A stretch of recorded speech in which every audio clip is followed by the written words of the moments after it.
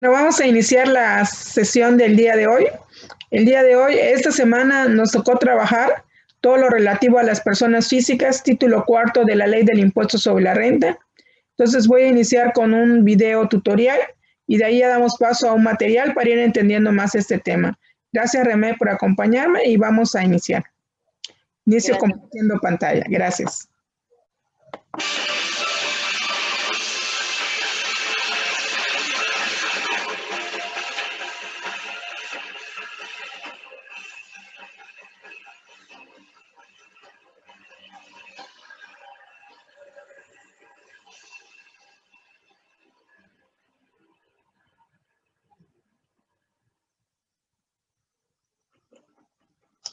Bienvenidos a un video más adelante con Superinternet. En esta ocasión hablaremos de los impuestos federales en México. Si usted es un emprendedor que ya quiere formalizar su idea, ya la quiere llevar a cabo, usted vive en el extranjero y está pensando en invertir en nuestro país y no tiene muy clara la idea de qué impuestos aplican aquí, este video es para usted. Como siempre, si al terminar tiene alguna pregunta o sugerencia, estamos a sus órdenes al teléfono 5207-3826 o en el email contacto@adelanteconsultoria.mx. No olviden tampoco dejar sus sugerencias en el área de comentarios de este canal. Los impuestos a México emanan de la norma suprema, que es la Constitución. En ella se establece que es obligación de todos contribuir a un gasto público de una manera proporcional y equitativa. De ahí salen todos los impuestos, el cual el más importante es el impuesto sobre la renta. Este impuesto grava las utilidades generadas por los residentes en México. Recuerden que se puede considerar un residente en México un extranjero que tenga una fuente de riqueza, o sea, que gane dinero en territorio mexicano. Este impuesto también se calcula de forma anual, aunque se hacen pagos mensuales a cuenta de este mismo impuesto anual. Es decir, del impuesto que se calculó el año anterior, se va pagando, se va haciendo un pago parcial cada mes y al final del año se vuelve a hacer y se vuelve a calcular el impuesto. La tasa del mismo es 30% para las personas morales, que son las compañías, o hasta 35% para las personas físicas. El tipo de cálculo del impuesto, en estricto sentido, es muy sencillo. Simplemente una empresa cualquiera tiene ingresos, se le restan deducciones y eso le genera una utilidad. A esa utilidad se multiplica por la tasa del impuesto y esto nos daría nuestro impuesto por pagar. Llevándolo a números, vamos a pensar en una empresa que vende 100,000 pesos en un año, pero al mismo tiempo tiene gastos por 80,000 pesos, por lo tanto tiene una utilidad de 20,000 pesos. Multiplicado por la tasa para personas morales, que es del 30%, esto le daría un impuesto a pagar de 6,000 pesos. El siguiente impuesto que es bastante importante en nuestro país es el impuesto al valor agregado, el IVA. Este grava las operaciones. Tiene tres tasas, el 16%, el 0% y una tasa exenta. ¿Esa tasa exenta será lo mismo que el 0%? Al final ambas no generan un impuesto. Bueno, más adelante con gusto les vamos a explicar esa diferencia. ¿Qué operaciones grava este impuesto? Grava las operaciones de ventas, prestaciones de servicios, arrendamiento y la importación de bienes o servicios. La mecánica de cálculo de este impuesto nos da opción para varias opciones, varios resultados. El primero, retomando el ejemplo de la empresa anterior, es cuando una empresa tiene 100,000 pesos de ingresos y tiene 80,000 pesos de gastos. Ambos generan un IVA de 16%, un IVA de 16,000 pesos en el caso de los ingresos y un IVA de 12,800 pesos en el caso de los gastos. Esto nos da un IVA por pagar de 3,200 pesos. Sin embargo, también en este caso, en este impuesto, hay la posibilidad de que nuestros gastos sean mayores a nuestros ingresos. Vamos a voltear los números. Vamos a decir que la misma empresa vendió solamente 80,000 pesos y gastó 100,000 pesos. Esto nos da un IVA de ingresos de 12,800 y un IVA de gastos de 16,000 pesos. Por lo tanto, tendremos un IVA a nuestro favor de 3,200 pesos. Este IVA lo podemos pedir en devolución o lo podemos acreditar contra futuros pagos de IVA. Otra opción que tenemos con este impuesto es la famosa tasa del 0%. Aquí les vamos a explicar la diferencia. Si nosotros estamos, nuestros bienes o servicios están dentro de la tasa del 0%, no tendremos ningún IVA a pagar, ningún IVA de ingresos. Y tendremos los mismos 80,000 pesos de gastos, que estos iban a tener su tasa del 16%, por lo tanto tendremos 12,800 pesos de IVA a favor, que como ya estábamos diciendo, esto lo podemos pedir en devolución o lo podemos acreditar contra futuros IVAs. Pero ¿qué pasa con los exentos? Si nuestros bienes o servicios están dentro de los exentos, esto tampoco tendrá un IVA a pagar por ingresos, pero es todo el IVA que nos genera los gastos se queda dentro de los gastos. Por lo tanto, no lo podemos acreditar, no lo podemos pedir en devolución, simplemente lo tenemos que tomar como un gasto que nos va a pegar en nuestro estado de resultados. El último impuesto del cual queremos hablar el día de hoy es el impuesto especial sobre productos y servicios, o IEPS. Este impuesto grava ciertos productos, grava ciertos servicios y la tasa del impuesto es variable. Aplica dependiendo del producto de que se trata. ¿Qué productos? Bueno, los pesticidas, los combustibles fósiles, los alimentos con un peso de kilocalorías mayor a 275 kilocalorías, perdón, los tabacos lavados, las bebidas saborizadas, las bebidas energéticas y las bebidas alcohólicas. Todos estos, ya sea el servicio de importación de los mismos o ya sea la producción de los mismos, generan ese impuesto. Varía bastante entre cada uno de estos productos, como podemos ver, son muy variados los productos. Las tasas también son muy variadas. Por ejemplo, en el caso de los pesticidas, de acuerdo a la toxicidad de cada uno de los pesticidas, irá subiendo la tasa de este mismo impuesto.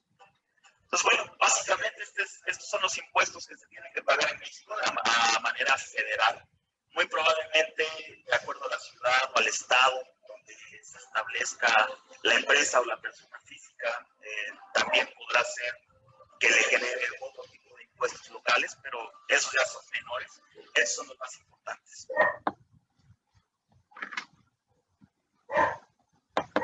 Bien, pues este es un video que estamos observando, Remé, que nos habla precisamente de la importancia, y vamos ahora a compartir un material.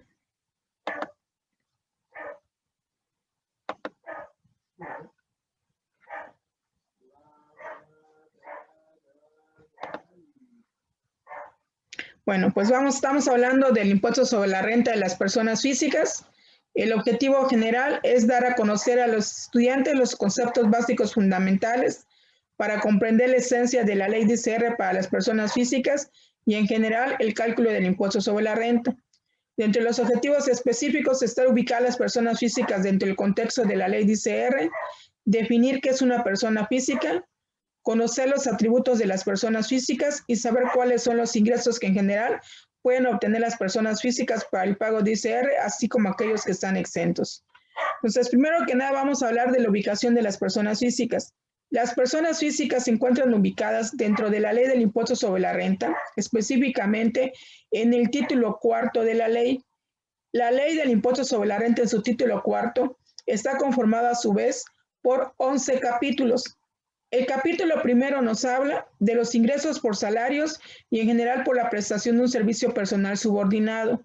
El capítulo segundo nos habla de los ingresos que obtienen las personas físicas por actividades empresariales y profesionales. A su vez está dividido el capítulo segundo en dos secciones. Sección primera, que es el régimen general de ley, y la sección segunda, que es el régimen de incorporación fiscal. Posteriormente viene el capítulo tercero, título cuarto, que es el relativo a las personas físicas que otorgan el uso o goce temporal de bienes inmuebles. Después viene el capítulo cuarto, que es el relativo a los ingresos que obtienen las personas físicas no empresarias por enajenación de bienes. Capítulo quinto es el relativo a la adquisición de bienes que efectúan las personas físicas. El capítulo sexto es el capítulo relativo a los ingresos por intereses. Capítulo séptimo es el relativo a los ingresos por premios. Capítulo octavo es el relativo a los ingresos por dividendos y en general las ganancias distribuidas por las personas morales. el capítulo 9, que es el cajón donde van a ir cualquier otro tipo de ingreso que no esté dentro de los primeros 8 cajones, es decir, el de los otros ingresos de las personas físicas, siempre y cuando esos ingresos sean considerados lícitos. Después viene lo que es el capítulo 10, que es el que nos habla de los requisitos de las deducciones autorizadas, y finalmente el capítulo 11, que es el que nos habla de la declaración anual de la persona física. ¿Qué es una persona física? En términos generales me dice que es cualquier individuo que por sí mismo es capaz de contraer obligaciones y ejercer derechos. Los atributos de las personas físicas, ahorita vamos a analizar, pues dentro de los más importantes se encuentra la capacidad de goce y de ejercicio, el nombre de la persona física, la representación legal, el domicilio de la persona física, entre los atributos más importantes, así como el estado civil, que recordemos que el estado civil es un atributo que únicamente tienen las personas físicas. ¿Cuáles son los ingresos que en general pueden obtener las personas físicas? Pues ya dije, todos los relativos al capítulo, desde el capítulo 1 hasta el capítulo 9 del título 4 de la ley de ICR. En el artículo 93 encontramos todos aquellos ingresos que se consideran ingresos exentos. Y bueno, pues aquí hablamos de qué es una persona física. Los principales ingresos de las personas físicas, ya dijimos que son desde salarios, ingresos por actividades empresariales, profesionales, arrendamientos o goce, enajenación, adquisición, intereses, premios y dividendos, entre los más importantes. ¿Cuántos capítulos del título 4 de la ley de ICR comprenden y cuáles son? Ya dijimos que son 11 capítulos, de los cuales los primeros 9 son los relativos a los ingresos que pueden obtener las personas físicas. ¿Por qué es de importancia conocer los atributos? Porque son los atributos los que definen a una persona física, desde el nombre hasta lo que es precisamente su domicilio, su representación, etcétera. ¿Qué tipos de ingresos señala el artículo 93? El artículo 93 de la ley de ICR señala todos aquellos ingresos que para efectos de la ley de ICR se consideran ingresos exentos para las personas físicas. Menciona al menos algunos tipos de ingresos exentos. Bueno, pues la fracción primera empieza a hablar de los ingresos exentos que obtienen las personas físicas en el caso de prestación de tiempo extraordinario, así como también nos habla de prestación de servicios en días domingos.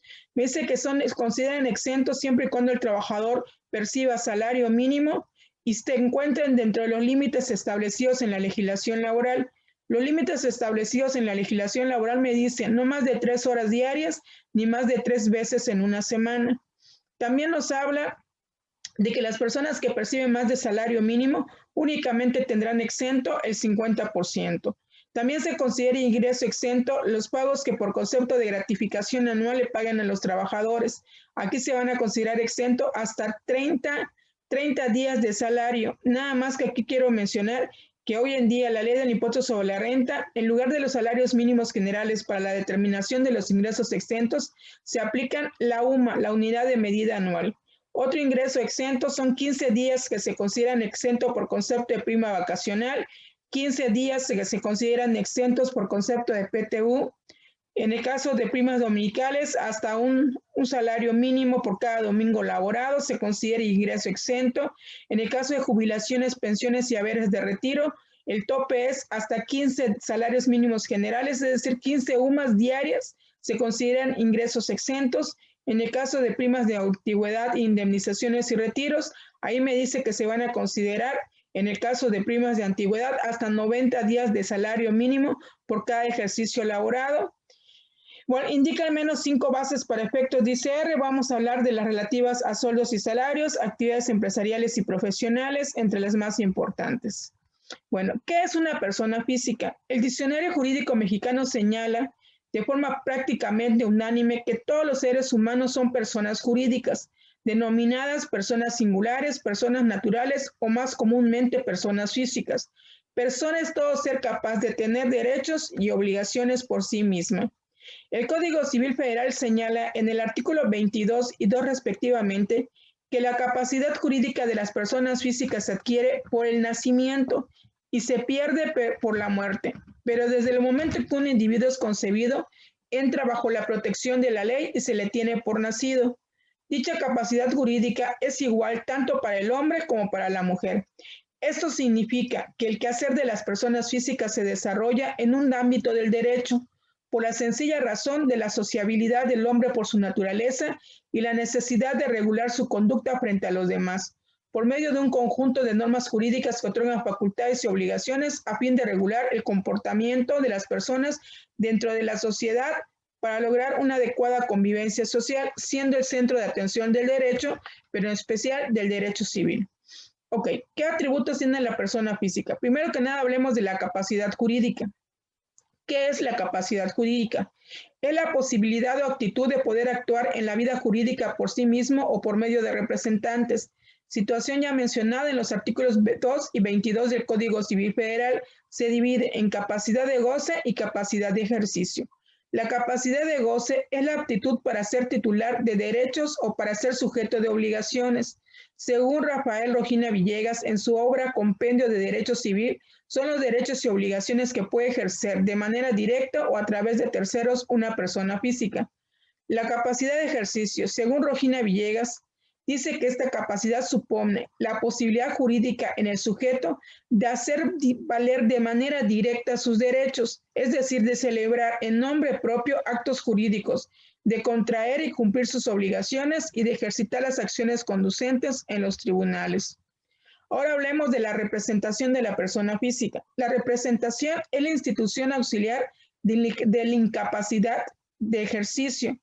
Toda incapacidad de ejercicio impide que el sujeto haga valer directamente sus derechos, es decir, celebre actos jurídicos, comparezca en juicio, cumpla con sus obligaciones. La representación legal se convierte en sí misma en una institución auxiliar y necesaria de la incapacidad de ejercicio, pues sin ella, aun cuando tuviera la capacidad de goce, que la capacidad de goce, el recién nacido desde el momento que es concebido ya la tiene, propiamente se carecería de dicha aptitud, dada la imposibilidad de hacer valer los derechos que por sí mismos se hubieran adquirido, acorde con lo que menciona este autor. La representación no solamente se da por incapacidad de ejercicio, puede ser también por voluntad misma de las personas físicas. Por ejemplo, ¿en qué casos se necesita una representación legal? Recordemos que los menores de edad, en tanto no hayan cumplido su mayoría de edad, se van a considerar que tienen capacidad de goce, pero no capacidad de ejercicio, por lo que van a requerir que una persona física mayor de edad sea quien les represente. Por lo general, en los menores pueden ser sus padres o tutores. También las personas que tengan alguna incapacidad también necesitarán la representación legal de una persona física. Todo lo relativo a representación legal lo vamos a encontrar en el artículo 26 del Código Fiscal de la Federación. Entonces, ¿cuáles son las formas de representación? La legal, que es por medio de un representante legal, y la voluntaria, que es a través de un apoderado. En este caso estamos hablando de las personas físicas a través de lo que es patria potestad, los tutores, apoderados y albaceas. Estos poderes que se otorgan pueden ser para pleitos y cobranzas, actos de administración y dominio. Encontramos los poderes generales o especiales, los temporales indefinidos, los revocables o irrevocables, o los que son de cláusula o especiales. ¿Qué restricciones tiene la personalidad o capacidad jurídica? Esas restricciones se originan, ya lo mencioné hace un momento, por la minoría de edad, el estado de interdicción y demás incapacidades de las personas físicas. Eso lo vamos a encontrar en el artículo 23 del Código Civil Federal, que nos dice, la minoría de edad, el estado de interdicción y demás incapacidades establecidas por la ley son restricciones a la personalidad jurídica que no deben menoscabar la dignidad de la persona ni atentar contra la integridad de la familia, pero los incapaces pueden ejercitar sus derechos o contraer obligaciones por medio de sus representantes. Entonces tenemos que la incapacidad es de dos tipos, la incapacidad natural y la incapacidad legal.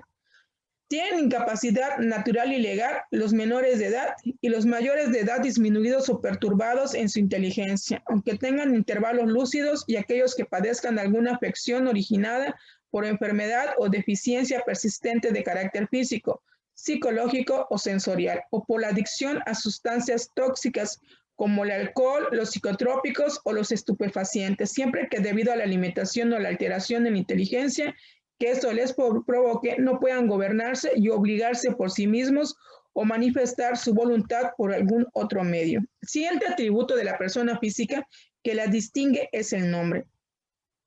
El Diccionario Jurídico Mexicano dispone que es palabra o conjunto de palabras con las que se designa a las personas para individualizarlas y distinguirlas unas de otras.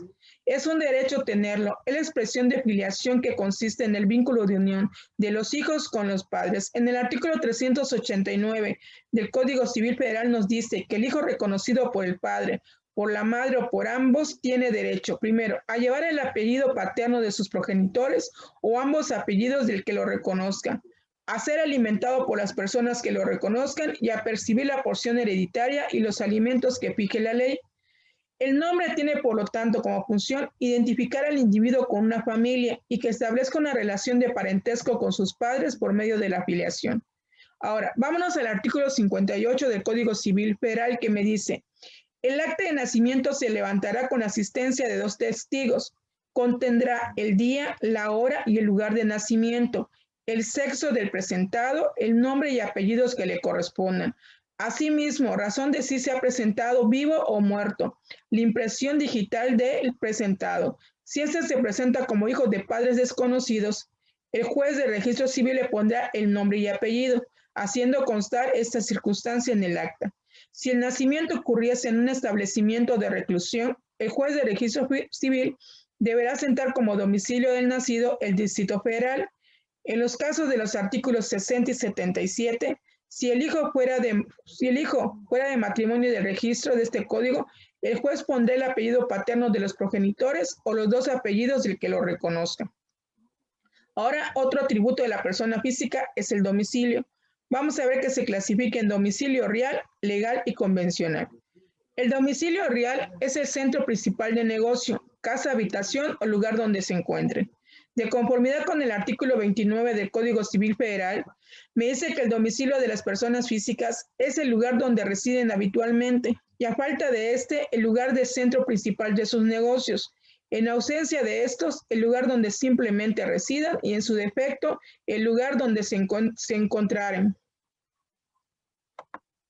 Se presume que una persona reside habitualmente en un lugar cuando permanezca en él por más de 6 meses. Y el domicilio legal es el que la ley señala para los determinados efectos, acorde con los siguientes preceptos del Código Civil Federal. El domicilio legal. El domicilio legal de una persona física es el lugar donde fije, en este caso, su residencia para el ejercicio de sus derechos y el cumplimiento de sus obligaciones. El domicilio lo vamos a encontrar establecido en el artículo 10 del Código Fiscal de la Federación. En el artículo 31 del Código Civil Federal se reputa como domicilio, en este caso, el del menor de edad no emancipado, el del menor de edad que no esté bajo la patria potestad y del mayor incapacitado, es decir, el de su tutor. En el caso de menores o incapaces abandonados, el que resulte conforme a las circunstancias previstas en la ley, el de los cónyuges, aquel en el cual estos vivas de consumo, sin perjuicio del derecho de cada cónyuge, y el de los militares en servicio activo, en lugar donde estén destinados. Asimismo, se reputa como domicilio legal en el caso de los servidores públicos, el lugar donde desempeñan sus funciones, de los funcionarios diplomáticos, el último que hayan tenido en territorio del Estado acreditantes, salvo con respecto a las obligaciones contraídas localmente, de las personas que residen temporalmente en el país en el que desempeñen una comisión o empleo de su gobierno o de un organismo internacional, será el del Estado que los designe o que hubieran tenido antes de dicha designación. Y de los sentenciados a sufrir una pena privativa de la libertad por más de 6 meses, la población en que la extingan, por lo que toca a las relaciones jurídicas posteriores a la condena. En cuanto a las relaciones anteriores, los sentenciados conservarán el último domicilio que hayan tenido. Y finalmente, vamos a hablar del domicilio convencional. Es aquel que la ley permite señalar un domicilio distinto al real o al legal. El domicilio convencional es el que se tiene derecho de designar para el cumplimiento de determinadas obligaciones, así establecido por el artículo 34 del Código Civil Federal, pudiendo ser para la práctica de diligencias, por ejemplo, cuando se interpone un recurso en materia fiscal, se menciona un domicilio para oír y recibir notificaciones. Entonces ya hablamos de los 3 tipos de domicilios que puede tener una persona física. Y ya como un atributo muy particular de la persona física, que ese es únicamente para la persona física y no aplica para la persona moral en ningún momento, es el estado civil. o político de la persona física, que consiste en la situación jurídica concreta que guarda en relación con la familia, el Estado o la nación. En el primer caso lleva el nombre de estado civil o de familia y se descompone en las distintas calidades de hijo, padre, esposo o pariente por consanguinidad, por afinidad o por adopción. En el segundo caso, el estado se denomina político y precisa la situación del individuo o de la persona moral respecto a la nación, al estado al que pertenezca para determinar, en este caso, las calidades de nacionalidad. Muy bien. Entonces, ya recapitulando, ya vimos los atributos de las personas físicas, ya hablamos desde el nombre, desde su, en este caso, domicilio, su representación, y ahora pues vámonos de nuevo a la ley del impuesto sobre la renta. Bueno, el título cuarto de la ley del impuesto sobre la renta me dice que se consideran sujetos de este título las personas físicas residentes en México por los ingresos en efectivos, bienes, devengado, crédito, así como también las personas físicas residentes en el extranjero que realicen actividades empresariales o presten servicios personales independientes a través de un establecimiento permanente. ¿Cuáles son los diferentes tipos de ingresos que puede tener una persona física? Ya había yo dicho, sueldos y salarios, honorarios por servicios profesionales, actividades empresariales a través de dos secciones. Sección primera, régimen general de ley, y sección segunda, que es una de las que por ahí les puse una pregunta dentro del foro que nos habla de las personas físicas, actividades empresariales, régimen de incorporación fiscal, que es una figura que tiene muchos beneficios en materia fiscal. Otro ingreso es el relativo al arrendamiento, enajenación de bienes, adquisición de bienes, intereses, premios, dividendos y demás ingresos de las personas físicas. Quiero mencionarles que la ley del impuesto sobre la renta que tenemos vigente actualmente es la del ejercicio 2014. Una de las principales modificaciones que trajo, en este caso el título cuarto, es el establecimiento del procedimiento de discrepancia fiscal. Ese es importantísimo que lo tengamos, y tengan muchísimo cuidado. Recuerden que hoy en día la autoridad fiscal, si tú tienes discrepancia entre tus ingresos y tus gastos, lo va a asimilar ingresos y le va a aplicar la determinación presuntiva a este ingreso.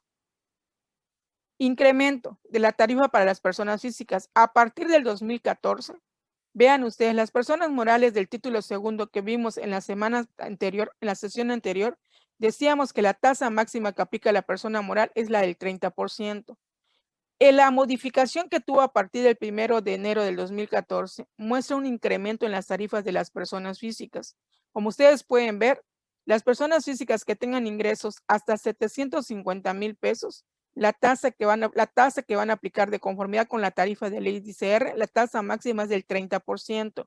Los que tengan más de 750,000.01 de ingresos hasta 1,000,000, la tasa de ICR que van a aplicar dentro de la tarifa es del 32%.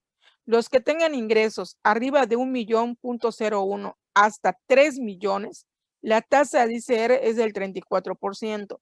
Y las personas físicas en México que tengan ingresos arriba de los 3 millones.01, la tasa de ICR máxima que aplican las personas físicas es del 35%. Igual por ahí en el foro les hice una pregunta sobre las tasas.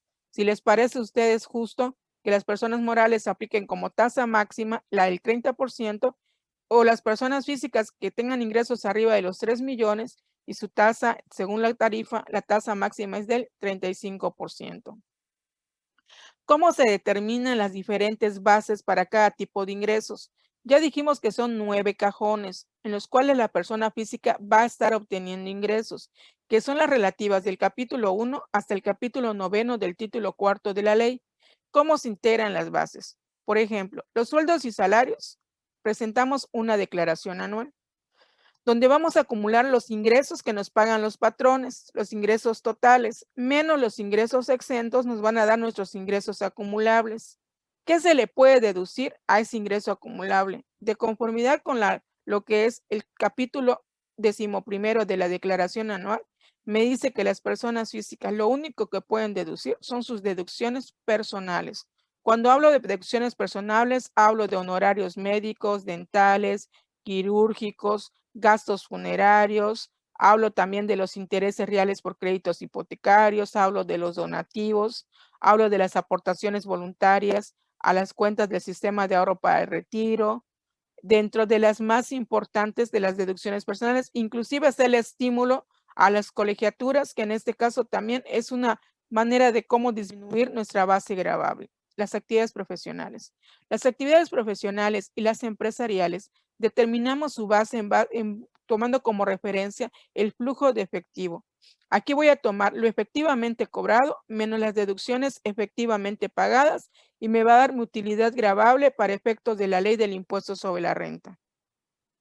En el caso de arrendamiento, tiene dos tipos de posibilidades para deducir. Puede deducir lo que la ley le autoriza, es decir, desde los gastos de mantenimiento del edificio, construcciones, etcétera, o aplicar una deducción opcional o deducción ciega, que es igual al 35% del ingreso.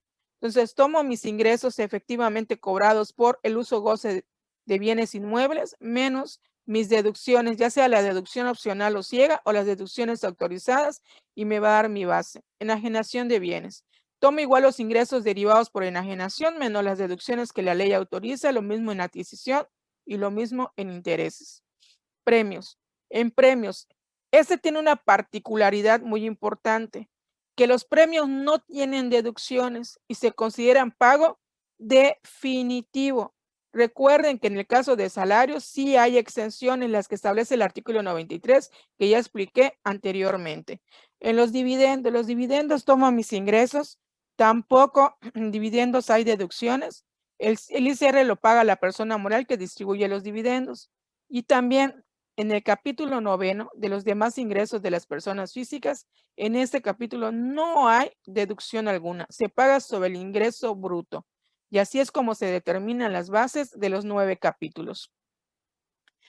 ¿Cómo se aplica la tasa o tarifa? La tasa o tarifa se aplica de la siguiente manera. Una vez que yo ya determiné mi base del impuesto, aplico la tarifa establecida en los artículos 96 o 152 de la ley de ICR. ¿Cómo se conforma esta tarifa? Bueno, me habla de un límite inferior, se lo disminuyo a mi base de impuesto, me va a dar un excedente del límite inferior. Le aplico el porcentaje de cota fija establecida en la tarifa y me va a dar mi impuesto marginal. A este le sumo la cota fija establecida en la tarifa y me va a dar mi impuesto determinado. En el caso de sueldos y salarios, puedo disminuir el subsidio al empleo de la tabla y me va a dar mi impuesto causado o mi impuesto a favor. En el caso de la determinación del impuesto sobre la renta por salarios, ahí ya dije que se puede aplicar un subsidio. Este subsidio tiene como finalidad elevar el nivel de vida del trabajador y de su familia. Por ejemplo, si nosotros le calculáramos a esos 6,500 el impuesto sobre la renta, ¿qué es lo primero que tengo que hacer? Si ustedes se fijan, aquí viene la tarifa, que está conformada por mi límite inferior, mi límite superior, mi cota fija y mi porciento. Lo primero que tengo yo que hacer es ubicar los 6,500 dentro de las primeras dos columnas, límite inferior y límite superior. Entonces, yo tomo que en este caso, si se fijan, primero, segundo, en el tercer renglón de la tarifa, ubicaría yo los 7,500. Ya que me dice que esta tarifa, que en este renglón va de 4,210.42 hasta 7,399.42, quiere decir que entre este límite inferior y este límite superior se encuentran los 6,500. Entonces, quiere decir que le voy a aplicar la cuota fija de 247.24 y el porcentaje es de 10.88. Vean cómo el porcentaje va incrementando gradualmente. La tasa mínima que aplican las personas físicas es del 1.92% y la máxima, ya dije, que es del 35%. Entonces, pues recordando ya para ir concluyendo, el ICR de las personas físicas. Dice, el título cuarto de la ley de ICR contempla lo relativo a la forma de tributación de las personas físicas, únicamente en materia del impuesto sobre la renta, siendo la fuente de sus ingresos de tres formas. Puede ser subordinada, puede ser independiente y también puede ser de carácter asociativo. En términos generales, la persona física es todo ser capaz de tener derechos y obligaciones, así como una serie de atributos que le permiten desenvolverse en sociedad y con ello efectuar aquellas transacciones que dan origen a los ingresos, tanto los gravados como los exentos. Sin olvidar que al integrar la base para cada tipo de ingresos se conforma en la mayoría de los casos también por deducciones, además de las exenciones a las que las personas físicas tienen derecho. Y así es como estamos ya concluyendo con este material introductorio el día de hoy, que es el relativo a las personas físicas. Hasta aquí ustedes me mencionan si nos está quedando claro, si tienen alguna duda, algún comentario, estoy para escucharles.